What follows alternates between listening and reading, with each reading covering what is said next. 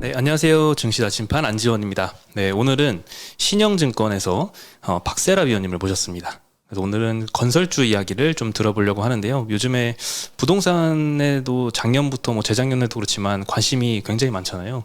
네, 그래서 오랜만에 한번 모셨습니다. 네, 한번 소개 한 번만 부탁드릴게요. 네, 안녕하십니까. 저는 신영증권에서 건설 담당하고 있는 박세라 연구위원입니다. 처음 뵙겠습니다. 네. 최근에 방송 출연도 여러 번 좀 하시는 것 같은데 요즘 건설업종에 대한 반응이 좀 어떤가요? 사실 기본적으로 저희가 그렇게 크게 관심 있는 섹터는 아니어서 이제 시장에서는 그냥 관심 있어 하시는 몇 분들 사이에서는 하는 느낌? 몇 분들 사이에서만요? 네, 그렇죠. 전체적으로 그렇게 크게 주목을 받는 섹터는 사실 아닌 느낌이 들어서요. 특히나 또 최근에 매력도가 막 엄청 부각이 되거나 이런 것도 사실 아니라서 그냥 소소하게 하지만 저희들끼리는 좀 성실하게 그렇게 좀 있습니다. 네. 작년에는 좀 인기가 좀 많았던 것 같은데요. 작년에는 인기가 있었을 수가 있는 게 아무래도 대선이라는 이벤트가 네. 앞두고 있던 시즌이었기 때문에 그때는 건설 섹터가 전체적으로 많이 관심이 있을 때라서 그때는 좀 네, 시장에서 관심이 있으셨던 것 같습니다. 정말 그때는 뭐 부동산 뭐 국토부 장관이 바뀌거나 무슨 정책이 발표되거나 한다면 이제 건설주들 주가에 바로 반응이 있었는데 요즘에는 뭐 250만 호 대책을 뭐 발표를 하건 말건 기대감이 아예 없더라고요. 네, 요즘 뭐 기관 뭐 세미나 같은 거 다니시면 무슨 어떤 걸 많이 궁금해 하시나요?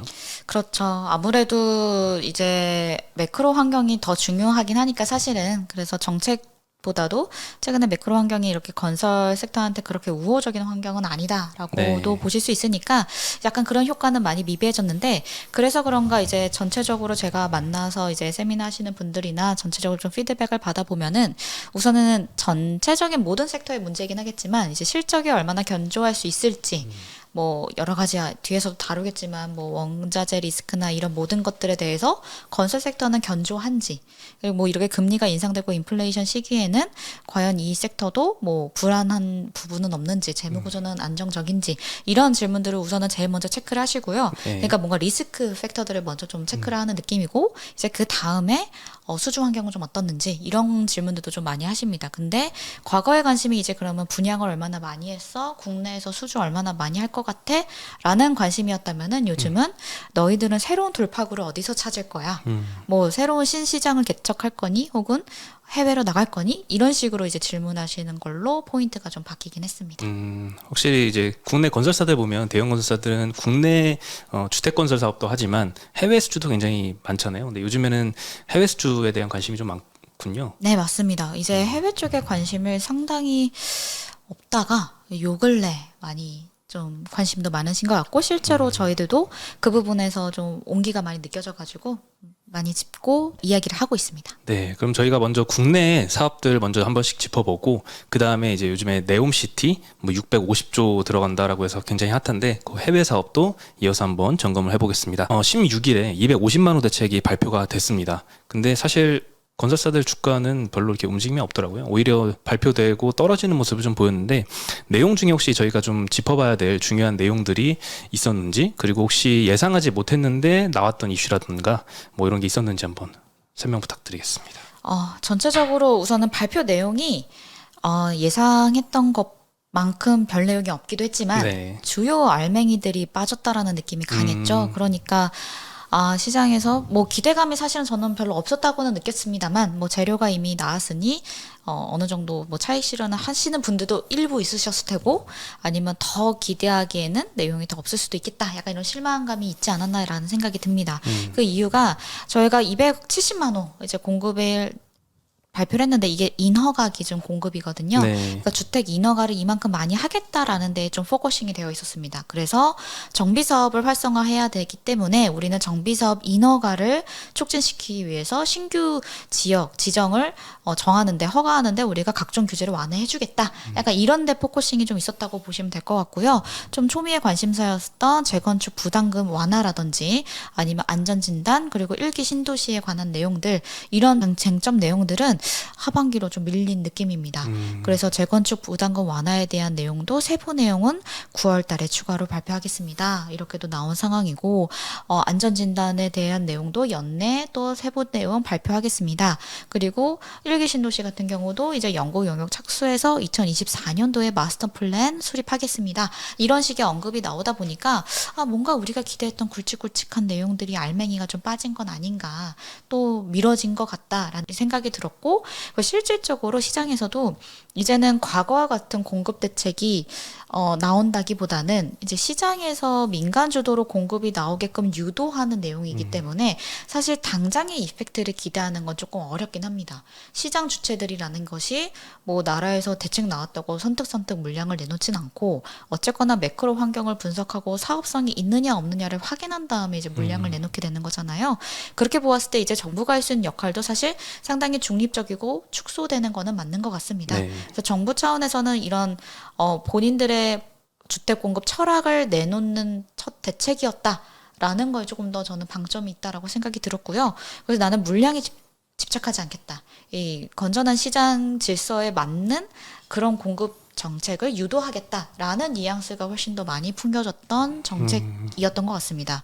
그래서 시장에서는 당연히 당장 그래서 뭐 어디 물량이 풀린대, 어디 공급이 많이 나온대, 혹은 제초안이 뭐 얼마큼 완화돼서 분양 수익성이 이만큼 커져가지고 정비 사업이 일제히 분양이 들어간대. 약간 이런 식의 자극적인 뉴스를 기대했을 수도 있겠지만 네. 사실 그것이 시장 질서에도 원활한 흐름대로 가는 건 아닐 수도 있기 때문에 저는 정부가 공공 주도에서 민간 주도로 넘어가는 그 과도기에서 조금 시차를 두고 좀 시간을 갖고 그런 정책들을 좀 선회한 것은 아닐까, 발표한 것은 아닐까라고 판단은 됩니다. 네, 일단 그 분양가 상한제에 대한 기대도 좀 있었던 것 같은데 그게 재건축 부담금 완화랑 같은 말인가요?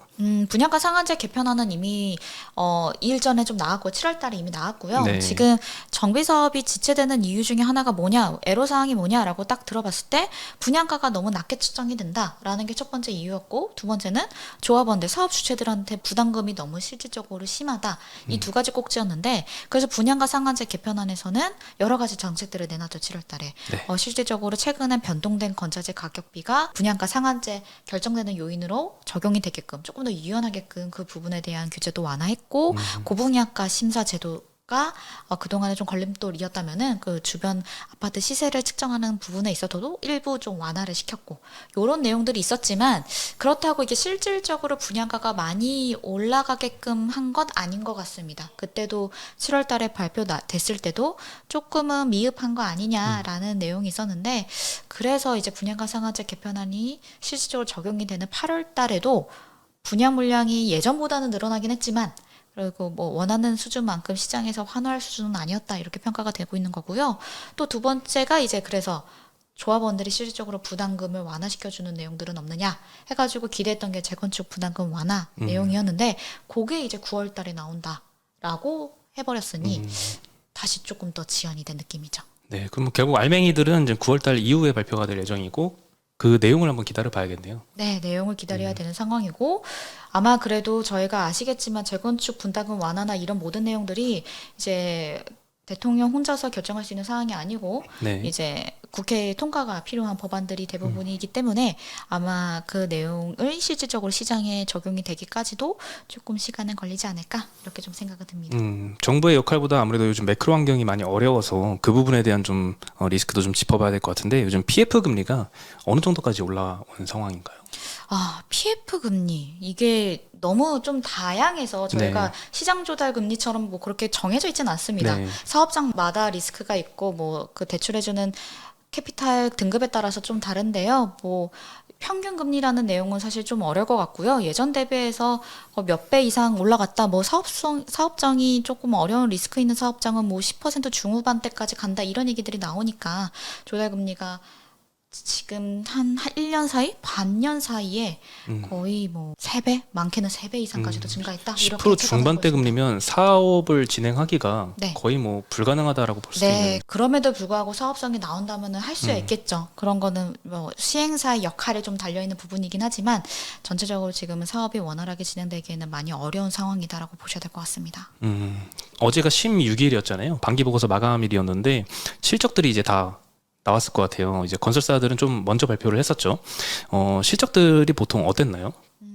2분기 실적에서는 저희가 인플레이션에 대한 그 부담들, 즉 건자재 가격이 인상했고 또 인건비가 증가했고 이런 많은 부분들이 실적에 실제로 영향을 준 타격을 준 분기였다라고 정리를 할 수 있을 것 같습니다. 1분기 때까지만 해도 저희가 그 영향을 실질적으로 회계적인 숫자에 반영되는 수준까지는 아니었는데요.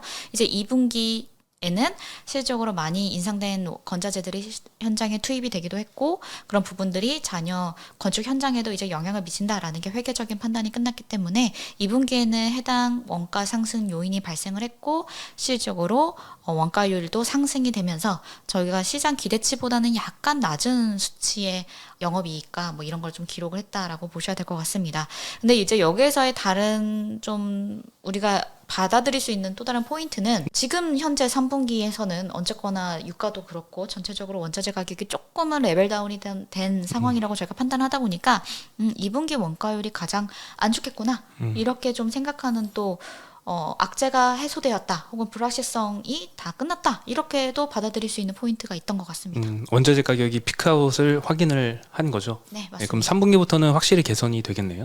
네, 아무래도 전체적으로 건설사들이 뭐 원래 원가 반영을 할 때 잔여 현장에 대해서도 일시적으로 모든 원가 상승 요인이 다 한 번에 반영이 되는 거기 때문에 그런 일회성 요인이 제거가 된 상태에서 3분기를 받아들이면은 전반적으로는 2분기보다는 좀 원가율이 개선이 되는 측면이 있고 또 4분기가 건설사들 입장에서는 상당히 성수기에 또 진입을 하면서 매출도 많이 올라오는 분기이기 때문에 전체적으로 또 원가율은 낮아질 수 있겠다. 말씀하신 대로 2분기가 피크였고 3, 4분기는 정상화되고 있다. 이렇게 판단을 하고 있습니다. 지금 건설사도 그렇겠지만 다른 업종들도 원자재 가격이 내려가기만을 바라는 그런 업종들이 좀 많이 있거든요. 근데 이제 문제는 원자재 가격이 지금 현물 가격이 내려가는 게 확인이 되어도 이게 조금 실제 원가에 반영이 되는 거는 뭐 길게는 뭐 6개월에서 1년 정도까지 뒤늦게 반영이 되는 업종도 있거든요. 건설사들의 주요 원자재들 중에는 좀 비중이 큰 것들 이 어떤 게 있고 그리고 이 레깅이라고 하는 그 실제 원가 반영까지 걸리는 기간이 보통 어느 정도가 되는지 좀 설명해 주시면 고마울 것 같습니다. 저희가 뭐 일반 제조업들과는 조금 다를 수가 있어서 레깅이나 이런 부분들이 아주 크리티컬하게 사실 원가에 반영이 많이 된다라고 볼 수는 없어요. 우선은 네. 건설사들의 원가 중에서 재료비는 23% 정도밖에 되지 않습니다. 대부분은 사실 인건비예요, 저희는. 그래서 건설사들이 재료비의 영향을 그동안은 너무 많이 올랐기 때문에 실적으로도 반영이 된 거기도 하고 외주비, 인건비도 많이 올랐으니까 이제 원가율에 반영이 되기도 한 건데 기본적으로 가장 많이 사용되는 재료는 이제 철근이랑 레미콘 두 가지로 보시면 될 것 같습니다. 각각이 한 10% 정도 내외라고 보시면 될 것 같은데 철근 가격은 아시겠지만 이미 6월달 즈음부터는 가격이 국내 가격이 계속 빠지고 있는 상황이었고 그래서 철강 가격에 대해서는 저희가 조금 부담이 많이 좀 완화가 된 상태였는데 레미콘 같은 경우도 지금 한 차례 인상 3반기에 인상된 이후부터 또 화물연대 파업이다 뭐다 해가지고 전체적으로 좀 수급이 불안정한 상황이었는데 지금은 전체적으로는 그때 이후보다는 또 뭐 추가적으로 부담스럽다고 느끼는 그런 압박적인 상황은 아니고요. 다만 이제 시멘트 같은 경우가 지금 추가 가격 인상을 예고를 한 상황이기 때문에 9월 달부터 그거에 대한 연쇄적인 효과로 레미콘도 추가적으로 가격이 인상될 여지는 좀 있습니다. 하지만 앞서 비중이 그렇게 높진 않다라고 했던 거에서 보시는 것처럼 그 하나의 제품 가격으로 인해서 회사 전체 원가가 뭐 휘청휘청 이런 거는 아니고요. 저희가 또 건설사들 특히 대형 건설사들 같은 경우에서는 애초에 대량 구매할 수 있는 이 위치에 있기 때문에 저희가 걱정하는 거는 아마 조그만 건설사들은 그런 스팟 가격에 다 일일비해야 되고 정말 휘청휘청 해야 되는 상황이긴 하지만 대량 구매를 하는 대형 건설사들 입장에서는 어느 정도 시차를 갖고 좀 여유롭게 반영을 할 수 있다. 이렇게 보고 있어서 지금 원자재 가격은 뭐 가장 비중이 큰 철강도 안정화가 되었고 레미콘은 추가 가격이 인상될 여지는 있지만 어쨌거나 저희가 대량 구매를 하는 입장에서는 좀 스케줄을 조정할 수 있다거나 가격을 좀 고정시켜 줄 수 있는 여력이 있는 편이기 때문에 지금 원자재에 대한 리스크는 상당히 제한적이다라고 판단이 됩니다. 보통 뭐 철강 가격 내려간다고 말씀하셨지만 대부분 다 원자재 가격이 좀 다운되고 있는데 시멘트는 계속 올라갈 거라고 보더라고요. 업체들도 좀 인상을 하고 있고. 근데 네. 유연탄 가격이 좀 많이 안정화가 되고 있잖아요. 근데 시멘트 가격은 계속 안 내려가고 있는 것 같아요. 유연탄 가격이 안정화됐 어느 레벨과 비교를 해야 될지 모르겠는데 지금 호주산은 여전히 뭐 300불대라고 저는 알고 있고 아직도 높은 네. 상황이고. 그리고 이게 천연가스랑 연계가 될 수밖에 없는 거잖아요. 발전용 네. 석탄이랑 어느 정도 쉐어가 되는 부분이기 때문에 네, 아시겠지만 지금 유가는 빠졌지만 천연가스 가격은 여전히 그렇죠. 안 빠지고 있습니다. 또 겨울이 되면은 이 가스 관련 수요가 또다시 증가할 것이기 때문에 더더욱이 가격이 더 안 빠지고 있는 것 같아요. 그리고 이런 상황이라면 유연탄 가격도 저희가 쉽사리 안정화되기라고 기대하기는 좀 어려운 것 같습니다. 그래서 실적으로 시멘트 회사들이 느끼는 유연탄 가격은 체감상으로는 여전히 전년 대비 2.5배에서 3배가량 증가한 그 가격 그대로를 지금 수입을 하고 있는 상황이고 저희가 물량을 또 넉넉하게 구하기도 어려워서 스팟으로 대응하는 회사들도 실제로 몇 개들 많기 때문에 유연탄에 대한 부담은 현재도 진행형이다 이렇게 생각이 듭니다. 그러면 3분기가 되더라도 뭐 원자재 비용이 많이 안정화되기는 조금 어려울 수도 있겠네요. 2분기보단 나아지겠지만.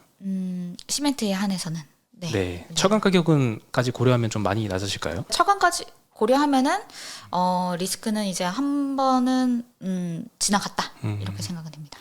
네. 중소형 건설사들은 혹시 대형 건설사들은 조금 뭐 재무 구조가 좀 우량해서 방어가 잘 된다면 혹시 중소형 건설사들 중에 좀 재무 상태가 좀 많이 안 좋아지거나 이런 케이스들 혹시 있을까요? 아직은 눈에 띄는 것 같지는 않습니다. 다들 위기를 잘 버텨냈군요. 위기를 잘 버텨내기도 했고 저희가 사실상 주택 강세가 꽤 오래 진행되었어요. 기억하시겠지만 거의 2011년도부터 부산 대구 지역 중심으로 한번 호황이 확 크게 돌았고 그 이후에 2014년도 15년도는 전국적으로 수도권을 중심으로 다 좋았기 때문에 거의 지금 10년 랠리입니다. 10년의 장기 호황의 끝에 지금 돈이 없는 건설사는 사실 찾아보기 어려울 것 같아요. 지금 대부분의 재무 구조는 상당히 원활하고 어느 때보다도 돈이 많은 상황이라고 저는 생각이 드는데 이제 향후 10년이 또 어려워질 수는 있겠죠. 지금 만약에 몇 개 뭐 미분양 단지들이 터져가지고 이제 크게 PF에 물린다거나 이런 건설사들이 향후에 생긴다면 이제 그 다음에 어려워질 수는 있겠는데 지금 당장 재무 구조가 뭔가 취약해서 휘청일 것 같은 건설사들은 딱히 저희들이 스크리닝에 걸리진 않습니다. 미분양 관련된 리스크도 아직은 뭐 걱정을 많이 해야 될 단계는 아닌가요? 네, 실질적으로 건설사들이 미분양 때문에 어려워요라고 말을 하는 거를 아직은 체감상으로 느끼기는 상당히 어렵고요. 이 미분양이라는 것도 지금 사실 수요 부분에 대한 규제가 해제가 되면 예를 들어서 풀리기는 요원할 수 있겠지만 투기 과열지구라든지 이런 지구 지정이 해제가 된다라던가 이런 식의 호재만 생각을 해도 아직은 조금 유동성이 좀 움직이고 있는 것 같다라고 판단은 됩니다. 그래서 미분양이 증가하고는 있으나 그것 때문에 실질적으로 PF가 문제가 될 만큼 사업장이 눈에 띈다. 이렇게도 아직은 보이지는 않는 단계. 물론 조짐은 있을 수 있고 상당히 면밀하게 지켜는 봐야 되는 위기일 수는 있겠으나 건설사들 입장에서는 지금 뭐 사전에 미리 합숙된 것도 있고 해서 현재까지는 아직 그런 현장들이 눈에 보이진 않습니다. 네, 그러면 마지막으로 이 부동산 경기하고도 이 건설사들은 떼어놓을 수가 없을 것 같은데 앞으로 지금 사실 수도권 외곽 지역 중심으로 좀 부동산 가격이 많이 좀 안정화가 되고 있잖아요. 근데 아직 수도권 중심 특히 저 강남 지역 같은 경우에는 아직 하락하는 모습이 안 보이는 오히려 신고가를 계속 내는 부분도 있더라고요. 그래서 앞으로는 어떻게 될지 점점 이제 전망들을 보면은 이제 떨어질 거다라는 전망이 좀 많아지는 것 같은데 어떻게 보시나요? 어쨌거나 부동산도 이게 순환이 있는 거고 사이클을 네. 타는 거기 때문에 뭐 주구장창 올라갈 수는 없잖아요. 그래서 수급의 논리 그리고 유동성의 논리에 따르면은 어느 정도 하향 안정화되고 있는 큰 대세의 흐름은 이어질 것이라고 보고 있습니다. 근데 여러 가지 수급 불균형이 나타나는 지역에서는 최근에 분양했는데도 완판 행진을 이어간다.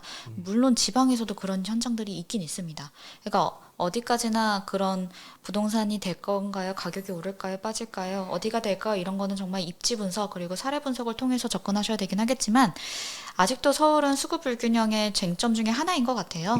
저희가 공급이 여전히 지연이 많이 되고 있고 작년부터 올해 지금 상반기에도 신규 분양되고 있는 단지들이 상당히 좀 제한적입니다. 근데 재건축 정비 사업은 진행이 만약에 된다면 멸실 가구 수는 증가하는데 새롭게 신규 공급되는 가구 수가 제한적이다. 특히나 우리가 정비 사업이 밀집되어 있는 강남이나 이런 지역들을 좀 두고 보자면 여전히 수급 불균형은 사실 조금 있는 상황이다라고 보고 있습니다. 이게 안정화되기 위해서는 2024년도 그 이유가 돼야 되지 않을까라고 전체적으로 좀 전망을 하고 있는 상황인데요. 그래서 서울이나 특히 정비 사업이 빨리 진행이 돼야 되는 것도 그런 원인 중에 하나입니다. 빨리 이게 멸실 가구수를 채울 만큼의 신규 가구수가 공급이 되어야 전세 가격도 그렇고 가격 전체가 조금 안정화가 될 텐데 서울은 여러모로 지금 좀 지연이 되고 있다. 그런 측면에서 봤을 때는 전체 대세적인 사이클적인 흐름과 별개로 이게 좀 수급 불균형이 나타나는 지역에서는 가격 불안정이 계속 이어질 수 있다. 이렇게는 조금 보고 있습니다. 전체적으로 입주 물량이 사실 전국적으로 올해부터 반등하는 걸로 저희가 예전부터 전망을 많이 해왔었는데요. 네. 그런 영향 때문으로 전국적으로 이제 중고 물량이 늘어나다 보니까 가격은 안정화되는 추세인 건데 서울만큼은 중고 물량이 늘어나는 그 시점이 2023년도 아니고 2024년도 정도는 돼야 딜레이 되네요. 네, 그때는 돼야 중고 물량이 더 증가한다고 예측을 많이 하고 있기 때문에 아마 그때까지는 조금 불안정하지 않을까 이렇게 생각은 듭니다. 네, 그러면 혹시 해외 건설 쪽이 아니고 좀 국내 건설에 초점을 맞췄을 때 좀 탑픽으로 보고 계시는 종목이 있을까요? 국내 건설 쪽에서는 탑픽이라고 꼽을 때 말씀드리기는 저는 조금 오히려 이상한 다른 포인트를 찍기는 해요. 네. 이런 시기에는 어쨌든 매크로 환경에 따라야 되는 거기 때문에 우리가 부동산 경기가 좋지 않을 거다라고 얘기했는데 주택을 좋게 보긴 좀 어렵잖아요. 네. 그래서 저는 요즘에 좀 새로운 관점에서 새로운 사업을 하고 있는 회사를 많이 추천을 드려요. 그 어떤 중에 사업인가요? 하나가 오히려 이렇게 불황이고 모두가 나서지 않고 사업을 못할 때 정말 사업성이 있는 정말로 돈이 될 만한 걸 하는 회사한테 자금이 몰립니다.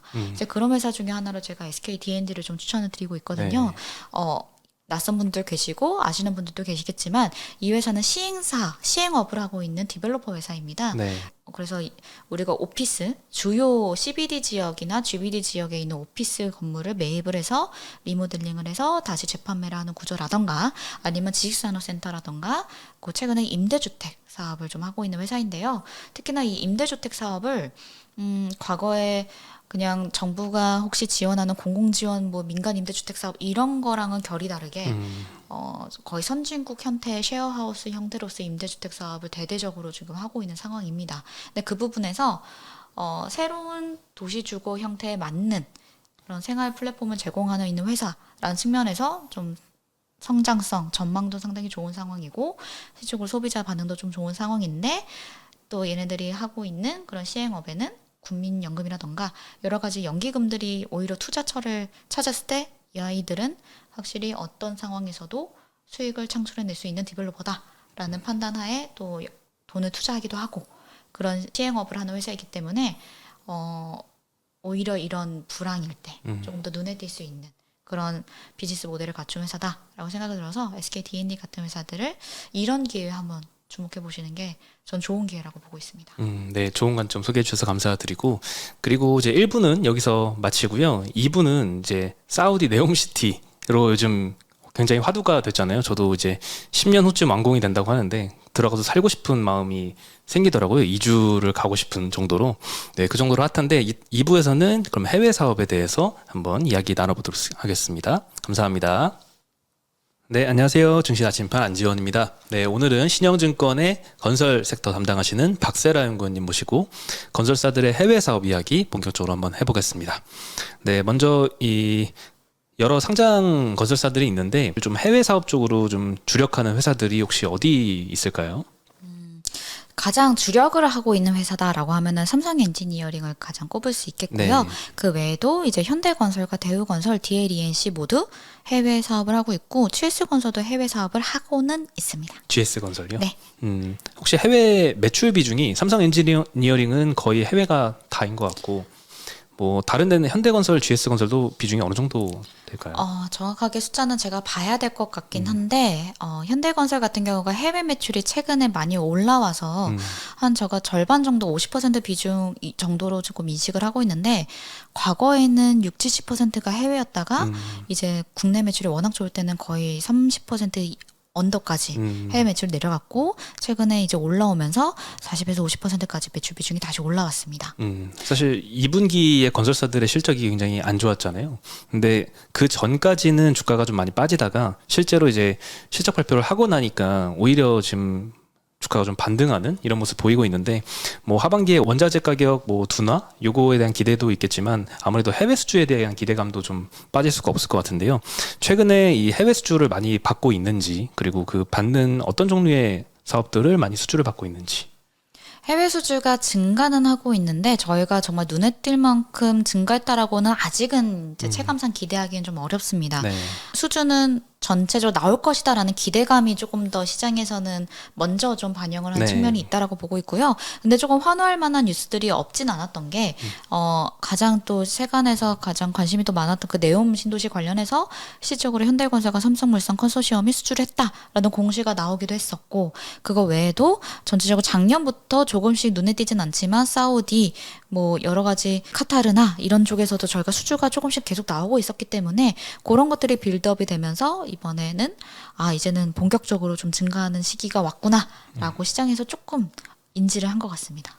아무래도 이 발주처의 경기 상황도 이제 해외 수주가 얼마나 많이 나오는지에 영향을 줄 것 같은데 최근에 발주처의 경기 상황은 아무래도 유가가 높으니까 괜찮은 편인가요? 네, 저희가 재정 유가라고 하는데 실질적으로 이제 대부분 오일을 판매하는 그런 네. 오일 익스포터 국가들 같은 경우에서는 저희가 재정 유가라는 수준이 있어요. 그게 어느 정도 유가가 이 정도 레벨 이상이면은 국가 재정 수지가 이제 흑자로 돌아선다 이런 이제 레벨이 있는데 그게 대략 한 70달러 후반선입니다.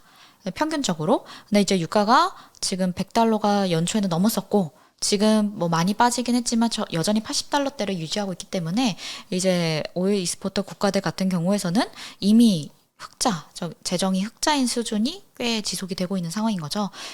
나라가 돈이 이제 많이 생기다 보니까 국가 주요 프로젝트에 돈을 풀 준비가 되었고 실질적으로 지금 투자에 집행을 나서고 있다 이렇게 보시면 될 것 같고 특히 사우디에서는 이제 아람코 같은 경우가 최근에도 저 2분기 실적 이렇게 발표가 되긴 했지만 뭐 역대 최고 숫자를 기록을 계속 하면서 투자 집행에 지금 가속도를 붙이고 있다. 이런 뉴스들이 계속적으로 보도가 되고 있는 상황입니다.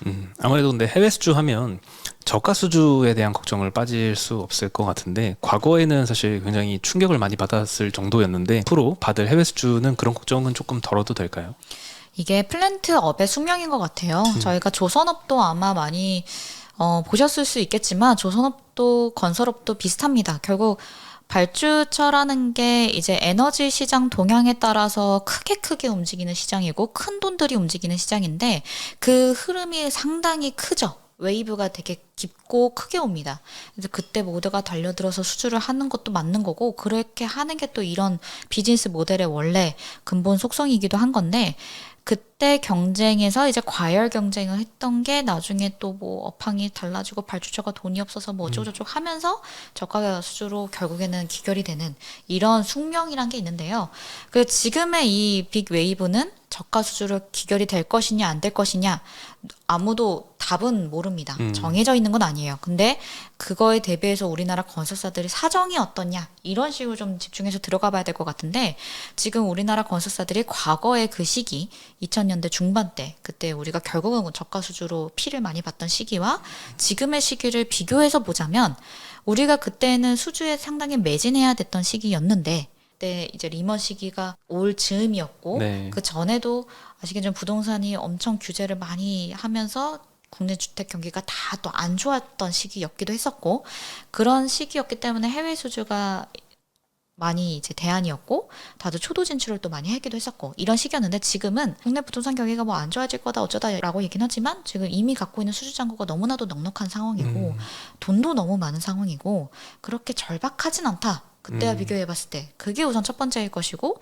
두 번째는 해외 진출이 이제 처음이 아니다라는 거죠. 그때는 이제 처음 진출한 기업들도 많았지만 이제는 처음 진출한 기업들은 거의 없는 상황이고 그리고 무엇보다 한번 겪어봤기 때문에 리스크 대응력이 상당히 높아졌다. 그래서 건설사들은 입찰을 할 때 저가 입찰을 최대한 안 하고 있는 게 저희가 느껴지는 거고 그래서 실질적으로 작년부터도 뭐 중동이나 이런 쪽에서 발주 자체 규모는 좀 늘어난 상황이었지만 우리나라 건설사들이 그렇게 막 달려들진 않았어요. 그러니까 뭐 우리나라 애들 수주했다는데 수주 많이 한 거 맞아? 오히려 이렇게 저희가 반문하고 있는 상황이잖아요. 그러니까 건설사들이 그 정도로 지금 세게 경쟁에 들어가고 있지 않다. 참여를 그렇게 세게 들어가고 있지 않다라는 것도 달라졌고, 그리고 이제는 발주처랑 소송전이라던가 이런 거를 불사하죠. 이제는 소송도 막 걸 거야. 뭐 국제 중재로 막 넘어가고 안 받은 돈 다 받아낼 거야. 뭐 이런 자세로 또 바뀌었기 때문에 그때와 지금은 전체적으로 발주자를 대하는 태도도 달라졌고, 좀 법적이나 이런 측면에서도 한층 레벨업이 되었다. 그런 게 있고요. 또 세 번째로 보았을 때는 인력이나 이런 부분에서도 많이 좀 정리가 된 것 같아요. 저희가 플랜트나 이런 전체적인 상비 인력이 그동안 좀 많이 조정이 또 되었기 때문에 저희가 인건비 측면에서 오는 그런 비탄력적인 부분들도 지금은 많이 해소가 된 상황이다라고 보고 있습니다. 네. 그리고 여러 가지 해외 수주 중에 최근에 좀 보도로 좀 많이 나왔던 이 사우디의 네옴시티. 네, 2030년 완공으로 650조 원 들어간다. 이렇게 자극적으로 좀 헤드라인이 형성이 많이 되더라고요. 그래서 저도 가서 살고 싶을 정도로 되게 조망도도 굉장히 멋지던데 그 프로젝트가 어떤 프로젝트인지 한번 설명해 주시면 감사하겠습니다. 네, 사우디에서 거의 국가 프로젝트로 진행이 되고 있는 가장 큰 대규모 프로젝트라고 보시면 될 것 같은데요. 네옴이라는 지역에 스마트 시티를 짓는다. 그냥 말 그대로 그렇게 편하게 생각은 하시면 될 것 같은데, 하위 프로젝트는 정말 너무 많습니다. 그래서 하나하나 읊기는 어려운데 지금 현재 발표된 대표적인 프로젝트 세 가지가 있어요. 네옴 더 라인이라는 프로젝트, 그리고 옥사곤, 그리고 세 번째가 트로제냐, 이렇게 세 개의 큰 프로젝트가 있습니다. 그 중에서 지금 가장 활발하게 하고 있는 게 네옴 더 라인이라는 프로젝트인데요. 네. 연안에서부터 내륙까지 170km짜리 일직선을 쫙 긋는 거예요. 그 일직선을 그은 직선에다가 도시를 만드는 겁니다. 네. 두 개의 타워를 연결해서 그 타워가 170km 동안 양쪽에 유리로 쫙 성벽을 만드는 거죠. 그 높이도 굉장히 높죠. 높은데, 근데 예. 그 가운데 몇 층짜리 수직 도시들이 이제 형성이 되어 있는 거예요. 그래서 지금 그 타워 중에 하나는 중국 쪽에서 수주를 했고, 지금 최근에 한 며칠 전에 착공이 막 들어갔다는 뉴스가 나왔습니다. 그래서 거기는 이제 완전히 이제 신재생적이고 뭐 5G 스마트가 다 직결된 그런 완전 미래형 신도시, 거의 그런 느낌이고요. 그래서 여기서 이제 중요한 거는 이동 기지들, 그 이동 수단들은 다 이제 지하로 깝니다. 뭐 고속철도도 그렇고 자동차도 그렇고 모두 다 그런 거는 지하로만 이동하고, 사람들은 지상에서 자유롭게 걸어 다니는 그런 형태의 이제 도시인 거고, 이것과 관련해서 저희가 이제 터널 프로젝트 하나를 최근에 삼성물산과 현대건설이 수주를 했던 겁니다. 터널이라고 하면 그 지하로 뚫리는 그 터널인가요? 네, 맞습니다. 음. 그래서 이게 네옴드 라인은 이런 프로젝트고 가장 빠르게 좀 진척이 되고 있는 상황인 거고, 두 번째로 말씀드렸던 그 옥사곤이라는 프로젝트는 아예 부유식 해상 도시라고 보시면 될 것 같아요. 근데 이거는 이제 항만 산업 도시라고 보시면 될 것 같습니다. 말로도 어렵고 사실 사진으로 봐도 이게 가능할까 싶긴 한데, 어쨌든 이런 거 같은 경우에서도 아예 뭔가 최첨단 산업들을 이제 밀집시킨 산업도시라고 보시면 될 것 같고요. 이거 같은 경우는 이제 항만시설과 뭐 간척시설들 이런 부분들에 대한 공사가 좀 진행이 될 예정이고, 아직은 누가 뭐 수주를 했다 이런 것들이 공개되진 않았지만 네. 곧 입찰이 나오고 발주가 나올 걸로 보고 있습니다. 그리고 마지막에 이제 트로제냐라는 건데, 이거는 아직도 크게 윤곽은 안 나왔어요. 근데 이거는 산악지대에 스키장을 만드는 겁니다. 아예 그 사막에. 그래서 이거는 관광 목적의 그런 또 도시를 만드는 내용이라, 이것도 조명도나 이런 거는 나오진 않은 상황이지만 이런 굵직굵직한 프로젝트들이 신기하네요. 진행되는 게 사막에 스키장을 만들면 눈은 어떻게 하나요? 인공 눈을 다 인공 하고 눈으로 있으니까. 하나요? 네, 그래서 이거를 홍보하는 사이트에 들어가 보시면 영화를 보는 건지 이걸 정말 하겠다는 건지 말도 안 되는 것 같은데 라는 느낌이 들지만, 그런 부분들을 지금 가장 주도를 해서 만들고 있는 상황입니다. 옛날에 뭐 보물섬 바다 밑에 심해 매장돼 있어서 그거 캐내면 뭐 몇백조 원 가치다 해서 막 테마주들이 뜨고 했었는데, 약간 그 정도로 약간 현실성이 조금 없어 보이는 프로젝트이긴 하지만, 현재 지금 뭐 현대건설도 같이 해서 뭐 컨소시엄으로 수주받고 하니까 그래서 좀 시장에서는 기대를 좀 하고 있는 거는 같습니다. 네, 실제로 요거의 수주를 받게 되는 회사들은 보통 대형 건설사들 위주겠네요. 네, 지금 저희가 건축 인프라 쪽으로 가장 많이 나올 거라고 보고 있어서 사실 건축 인프라 부분에서는 완전 경쟁 시장이에요. 네. 누가 얼마큼 수주할 거다라고 아무도 단언은 못 합니다. 근데 이제 인프라 쪽에서 워낙 해외 쪽, 특히 중동 쪽에서 트랙 레코드가 많은 건설사가 현대건설이기도 하고 또 삼성물산 같은 경우는 또 아부다비의 초고층 빌딩을 저희가 지은 적도 있었잖아요. 이제 그런 식으로 관련 레코드가 있었다 보니까 관련 기업들이 또 많이 거론이 되고 있는 상황인 거고 이거 외에도 이 해당 도시에는 단순히 뭐 건축 인프라도 있겠지만은 저희가 5G 관련 뭐 완전 자율주행 도시가 될 것이다 뭐 어쩌고 뭐 이런 말들이 많잖아요. 네. 그래서 단순히 건설 섹터뿐만 아니라 관련된 여러 가지 기자재부터 해가지고 뭐 통신, 자동차 기업이 될 수도 있고 전체적으로 다 많이 얽혀 있는 투자 내용이다라고 보셔야 될 것 같습니다. 그러네요. 실제로 뭐 건설 인프라만 설치하는 게 아니라 다양한 게 깔려야 되니까 건설 섹터를 훨씬 더 넘나드는 이슈인 것 같습니다. 네, 그리고 이렇게 해외 수주에 대한 기대감이 많이 높아지고는 있는데, 이게 사실 유가도 굉장히 높고, 아까 말씀하신 것처럼, 이 발주처의 환경이 굉장히 좋은데, 지금 사실 인플레이션이 거의 피크아웃이 어느 정도 확인이 된 상황이고, 이제 유가도 점점 좀 둔화가 된다면, 이렇게 해외 수주에 대한 기대감도 유지를 할 수 있을까? 이 부분도 좀 장기적으로는 걱정이 되거든요. 요거는 혹시 어떻게 보시나요? 만약에 유가가 $60까지 내려간다. 그러면 사실 이 논리를 계속적으로 펼치기는 어렵죠. 이게 결국에는 발주처가 돈이 있어야 투자를 하는 네. 게 가장 맞는 논리인 건데 발주처 곳간이 돈이 다 떨어지면은 사실 발주를 못하는 내용이기 때문에 이거는 유가 레벨은 그래서 중요하긴 합니다. 근데 저희가 뭐 유가가 더 빠질 것이다라고 보시는 시각도 있고 아니다 빠지긴 어렵다 이렇게 보시는 분들도 계시고 있기 때문에 저는 전체적으로 현재 저의 주관적인 뷰는 $80 수준에서는 뭐 안정화될 것이다 이렇게 보고 있는 상황인 건데요. 이제 그렇게 보았을 때 발주처 입장에서는 전체적으로 재정이라든지 이런 부분들이 여전히 작년 연말부터 쌓아왔던 그 부가 실제로 집행되는 건 내년 그리고 올해 지금 이 유가 레벨 수준 때문에 또 결정되는 건 내후년의 예산 뭐 이런 거가 할 텐데 그랬을 때 적어도 2년에서 3년 정도의 호황은 저희가 보고 투자해도 되지 않겠느냐. 라고 보수적으로 봐도 그 정도의 이제 타임은 저희가 보고 있는 상황인 거고요. 만약에 뭐 워낙 급변하고 있는 상황이기 때문에 유가 레벨이 확 떨어진다고 한다면은 그건 또 좀 다른 얘기가 되지 않을까 싶긴 합니다. 하지만 그걸 모든 외부 환경을 다 떠나서 우리가 가장 이제 주목하고 있는 중동이라는 국가들이 어떤 비전을 가지고 이 나라를 운영하고 있는가를 결론적으로 생각을 해보면 유가 레벨이 낮아져서 손가락만 빨고 있을 수는 없잖아요. 네. 그래서 더 투자를 하는 것도 있는 거거든요. 자기네들 나라가 이제 뭔가 그냥 오일만 파는 나라가 아니라 이제는 제조업도 하고 새로운 분야 이게 뭐 그래서 저희도 우주 분야라든지 이런 데 되게 많이 투자를 또 하고 있거든요. 그리고 신사업, 엔터테인먼트 이런 쪽에서도 상당히 큰 돈을 지불하고 있는 상황이기 때문에 어쨌거나 그 나라가 근본적으로 변화하고자 하는 방향에 대한 국가 우선 투자 부분들, 우선적인 전략 투자 그런 부분들은 집행이 꾸준히 나올 거다라고 보셔도 무방할 것 같습니다. 언뜻 이런 생각도 드네요. 예전에 뭐 금융위기 전에는 차이나 붐이 일어가지고 그 중국 펀드 살려고 막 쭉 줄을 서고 그랬었잖아요. 그리고 이제 뭐 브라질 채권을 필두로 이제 브라질 투자도 많이 하고 이제 최근까지는 좀 미국 투자 서학개미라고 해서 굉장히 붐이 많이 일었는데 나중에는 이제 중동에 대해서 뭐 사우디 투자 붐이 일지 않을까 그런 생각도 좀 드네요. 네, 맞습니다. 실질적으로 사우디 나라에서 자국 기업을 육성하는 거에 대해서 지금 상당히 스탠스가 완전히 달라졌거든요.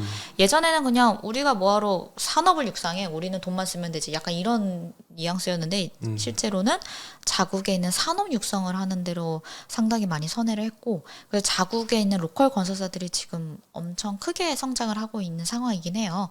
그래서 뉴스에서도 아시겠지만 뭐 현대건설과 삼성엔지니어링 그리고 사이펜이라는 세계 회사가 아람코와 NEC를 뭐 협약했다 이런 게 있는데 그러니까 자국에 있는 건설사와 저희 기업을 하나씩 1대1로 매칭을 시켜서 같이 협약을 해서 이제 프로젝트를 수행하는 식으로 자국 기업을 육성하는 프로젝트를 지원하기 시작했습니다. 그리고 실제로 아람코에서는 건설사들 자국 건설사들 중에 몇 개 기업에는 추가 지분 투자도 지금 발표를 한 상황이고요. 그래서 머지않아 그 기업들이 또 상장을 한다면 꽤나 큰 규모의 또 대표적인 건설사로 또 성장할 수도 있는 그런 큰 그림을 보실 수도 있을 것 같습니다. 그러네요. 네, 그러면 이제 해외 사업에 대한 이야기도 좀 어느 정도 한 것 같고요. 추가적으로 좀 기타적인 질문인데 IPO를 앞둔 이 건설사들의 자회사들이 좀 많이 있었잖아요. 특히 이제 현대 엔지니어링도 상장을 한다고 했다가 좀 철회를 한 것 같고 GS 건설 자회사 GS 이니마도 사실 작년까지만 해도 올해쯤에는 상장이 될 거다라는 의견이 좀 많았거든요. 근데 지금 얘기가 조금 없더라고요. 그래서 이런 움직임이 뭐 최근 IPO 시장이 조금 화랑이새가 꺾여서 그래서 조금 지연이 된 건인지, 그리고 앞으로 또 상장할 계획이 지금으로서 뭐 나온 게 있는지 궁금하네요. 네. 그 두 개 회사 모두 지금 최근에 IPO 시장의 열기가 좀 하락한 거랑 무관하진 않다라고 저도 생각은 하고 있고요. 네. 어쨌거나 청약이라든지 이런 걸 할 때 이 IPO 분위기도 상당히 중요하기 때문에 그런 것도 좀 고려를 하신 것 같고, 무엇보다 이제 현대 엔지니어링 같은 경우는 이미 한 번 1차 실패를 했기 때문에 기업까지 상장에 있어서 적합한 환경은 아니다라고 좀 판단했던 것 같고, 오히려 해외 수주나 이런 부분들이 훨씬 더 주목을 받게 되는, 저는 내년이나 뭐 내후년쯤이 될 거라고 보는데, 그때 다시 도전한다면 그때쯤이 되지 않을까라고 생각은 하고, 근데 이것도 역시 뭐 회사에서 아직은 결정된 바가 없기 때문에 공식적인 언급은 없는 상황이고요. 조금 더 해외 수주나 아니면은 뭐 이런 인플레이션 환경이나 이런 것들이 완화되었을 때 그때 다시 얘기가 나올 수 있다라고 보고 있고, GS 이니마 역시 굳이 뭐 성급하게 할 필요는 없지 않느냐, 약간 이런 식으로 또 얘기가 나오는 것 같습니다.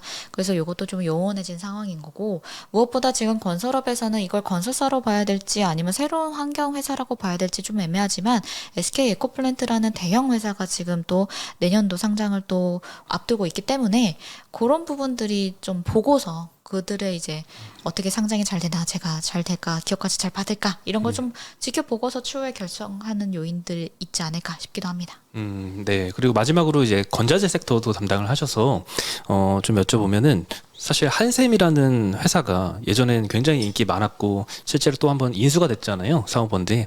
근데 최근에 이제 보도도 보니까 그 인수가에 몇 분의 1 토막이 났다라고 하더라고요. 근데 지금으로서는 이제 상황이 혹시 어떤지, 그동안에 이제 원자재 인플레이션의 영향도 좀 많이 받은 것 같은데 앞으로 좀 원자재 가격이 좀 꺾이면 실제로 목재 가격은 좀 많이 꺾인 것 같더라고요, 고점 대비해서. 한샘도 이제 목재를 굉장히 주요 원재료로 사용을 하잖아요. 그래서 앞으로의 전망은 혹시 어떻게 보시는지.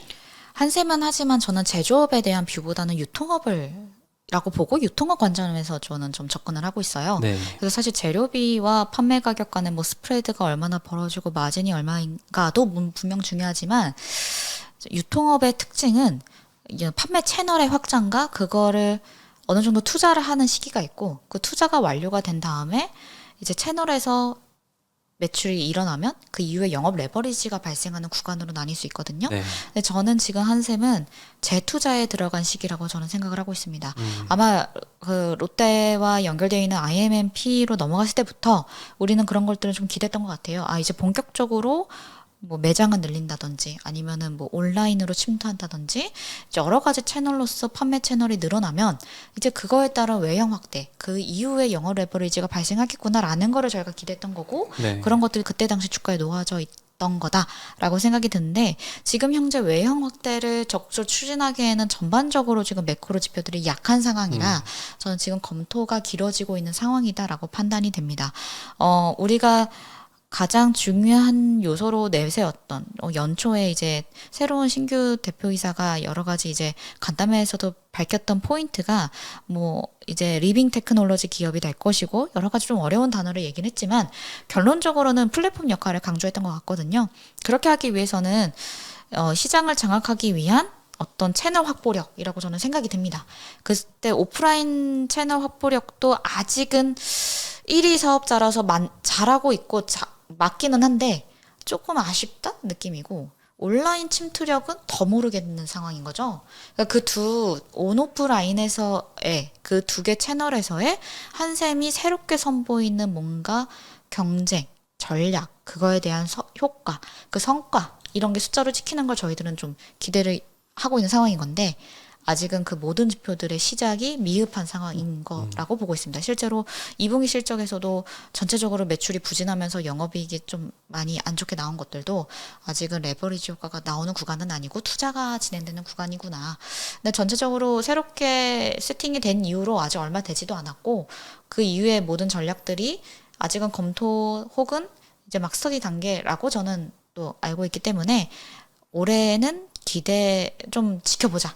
내년도 이후부터는 채널 확대 전략이 어떻게 먹힐지, 어떤 로드맵으로 갈지 그거를 지켜보면은 그 이후에 다시 한번 밸류 재상정이 가능하지 않을까라고 생각을 하고 있어서 지금은 여러 투자자분들한테는 참 어려운 시기이긴 하지만 연내까지는 기다려야 되는 시장이다라고 저는 보고 있습니다. 상당히 보수적으로 보고 계시네요. 네. 네, 그러면 혹시 커버하시는 건자재 섹터 중에 탑픽으로 선정하시는 종목이 있을까요? 저에 대해서 많이 아신다면은 저는 최근에 B2B 건자재에 대해서 조금 더 많이 추천을 드리고 있었고 네. 연초에는 시멘트에 대해서 추천드렸고 작년에는 이제 KCC도 많이 추천드렸었는데요. 지금도 그 뷰가 바뀌진 않았습니다.